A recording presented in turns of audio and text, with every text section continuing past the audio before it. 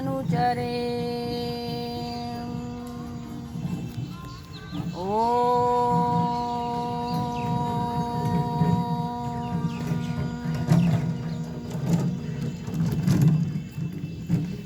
शांति बना लिए इसलिए मैं वहाँ से हटाई। शांति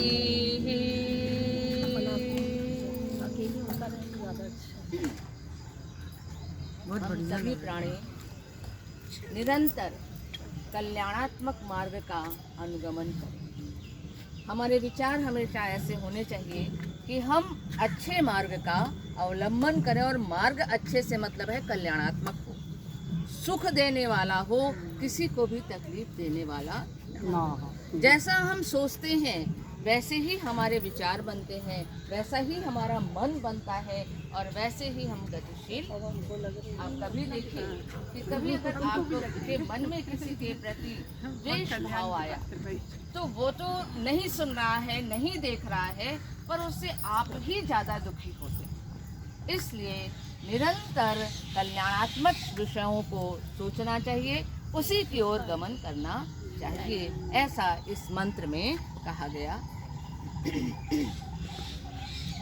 आज मेरा मन हुआ कि आप सबको रैक्व मुनि की कथा सुनाऊं। ये कथा आती है छांदोग्य उपनिषद, और बहुत ही रोचक कथा है। उस ब्रह्म की आराधना के लिए किसी ताम झाम की जरूरत नहीं है। तो सुनते हैं कि एक राजा थे जिनका नाम था जान श्रुति, और बहुत परोपकारी राजा थे। उनका निरंतर ये मन करता था कि मैं इतना कल्याण का काम करूं, इतना लोगों के हित का काम करूं कि कोई ऐसा ना हो मेरे राज्य में कि उससे अछूता रहे। तो वो बहुत सारा अन्न इत्यादि भी दिया करते थे, और नदी पोखरे इत्यादि भी उन्होंने बनवा दिया था। माने धर्मार्थ जितने कार्य हो सकते हैं सब कर दिया। और उनको एक सुकून था कि मैंने लोगों के लिए इतना किया है तो निश्चय ही मेरी प्रजा बहुत खुश रहेगी, बहुत प्रसन्न रहेगी। तो एक दिन उड़ते उड़ते उड़ते 2 हंस उनके महल के ऊपर आकर बैठ गए। और पहले ऐसा उल्लेख मिलता है कि ये जो बातें करते थे पशु पक्षी जीव जंतु, तो वो समझ में आती थी। आज भी आप देखें कि आपने अगर कुत्ता पाला है, तोता पाला है, गाय पाला है, और आप उसको आवाज़ दीजिए तो वो दौड़ कर आता है आपके पास। आप क्या करने वाले हैं वो समझ जाता है। तो वैसे ही 2 हंस जो हैं वो आकर बैठ गए। और हंसों की वार्ता बहुत प्रसिद्ध है। वो जाने कहाँ कहाँ की वार्ता करते रहते हैं, और ऐसे भी मनुष्य हुए हैं कि जो उनकी बात को समझते थे। तो चूंकि महाराज के महल के ऊपर बैठे थे और महाराज जो थे वो बहुत सजग रहते थे, तो दोनों आपस में बात कर रहे थे। कहते अरे जानते हो हमारे राजा ने, जानश्रुति राजा ने इतने अच्छे अच्छे काम किए हैं, दूर दूर तक इनकी प्रसिद्धि है, इनके बराबर कोई है ही नहीं, इतना अच्छा कार्य तो कोई कर ही नहीं सकता। दूसरा कहता तुम्हारे राजा ने क्या किया है, तुम जानते हो, तुमने नाम सुना है रैक्व मुनि का, वो कितना कल्याणात्मक कार्य करते हैं। तो उसने कहा नहीं, मैंने तो नाम नहीं सुना, तो जाके देखो।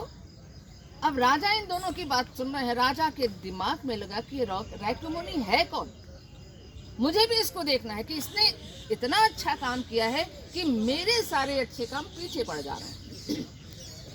तो उन्होंने अपने राज्य में सभी लोगों से कहा, सैनिकों से कहा कि आप लोग पता करिए कि रैक्व मुनि हैं कहाँ और कहाँ रहते हैं। तो जैसा लोगों का प्रायः विचार होता है, वो घूम घाम के पूरे नगर में, गांव में, सब जगह देखा है, कहीं उनको रैक्व मुनि नहीं। उन्होंने देखो ऐसा है कि वो मुनि है, और मननात् मुनेयः, जो मनन करता है, चिंतन करता है, विचार करता है, वो मुनि कहलाता है। तो तुम लोग उनको थोड़ा निर्जन स्थान में देखो, अरण्य में देखो, कहीं सूने स्थान पर देखो जहाँ वो मिल सकते। खोजते खोजते खोजते खोजते जब लोग वहाँ पहुँचे तो देखा कि एक बैलगाड़ी खड़ी, और बैलगाड़ी के नीचे एक व्यक्ति जो है बड़ा अनइम्प्रेसिव सा, वो उसमें घुस के ऐसे बैठा हुआ है। तो उन्होंने पूछा, महाराज क्या आप रैक्व हैं? उन्होंने कहा हाँ, मैं रैक्व हूँ। बस इतना ही उनको पता करना था। उन सबों ने पता किया और आकर महाराज को बताया कि महाराज ऐसा है कि रैक्व मुनि वहाँ पर बैलगाड़ी के नीचे अरण्य में एकदम सुनसान में पड़े हुए हैं। अच्छा, तो उन्होंने सारा धन संपत्ति सब कुछ लिया और कितने घोड़े हाथी माने जितनी संपदा हो सकती है वो सब हाथी घोड़े पर लाद कर वहां ले गए और रैक्व मुनि से प्रार्थना की और कहा, भगवान आपके लिए मैं ये सारा ले आया, इन तुच्छ वस्तुओं से मुझे क्या लेना। तो उन्होंने उसको स्वीकार नहीं किया और राजा को कोई तवज्जो भी नहीं दिया, कोई महत्व भी नहीं दिया।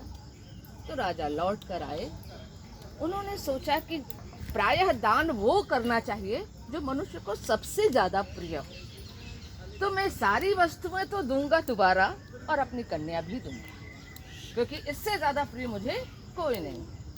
और कन्या बहुत खूबसूरत थी, भाई राजा की बेटी है तो खूबसूरती का कोई मापदंड नहीं था और सारे गुण उसके अंदर विद्यमान। तो फिर से वो सारी संपत्ति लेकर और अपनी कन्या को लेकर फिर वहीं पहुंचे। फिर वैसे ही अपना कुदर बुदर जो भी कर रहे हो कर रहे थे। तो भगवान मैं अब भी आपके लिए अपनी कन्या भी ले आया हूँ और ये सारी वस्तुएं हटाओ, तो बड़े निराश हुए और थक हार के चुपचाप वहीं मुनि के पास गए। तो मुनि को लगा कि हाँ, अब इसका जो अहंकार है कि मैं राजा हूँ, मैं ये दे सकता हूँ, वो दे सकता हूँ, वो दे सकता हूँ, इससे ये विलग। और फिर उन्होंने कहा कि देखो जितनी भी संपत्ति हो उसका कोई मूल्य नहीं, सबसे ज्यादा मूल्यवान ब्रह्म है, परमात्मा है, उसका चिंतन करो, उसके विचारों का प्रचार करो, उससे बड़ा संसार में कोई नहीं हो सकता है। तो यह शिक्षा राजा को मिली कि सारी संपत्ति बेकार है, उस ब्रह्म ज्ञान के।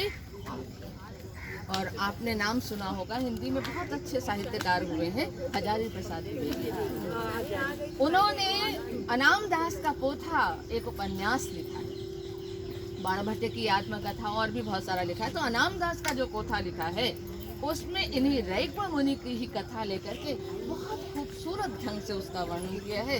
किसी की इच्छा हो तो उसको नहीं तो ये उसमें YouTube में मिल जाएगा। ये नहीं बता सकती मैं, देखी रैक्व मुनि का तो मिल जाएगा। हुई बताइए नहीं, वो हजारी प्रसाद द्विवेदी वाली तो उपन्यास है ना, तो यूट्यूब पे है, तो सारी है इस वक्त तो हजारी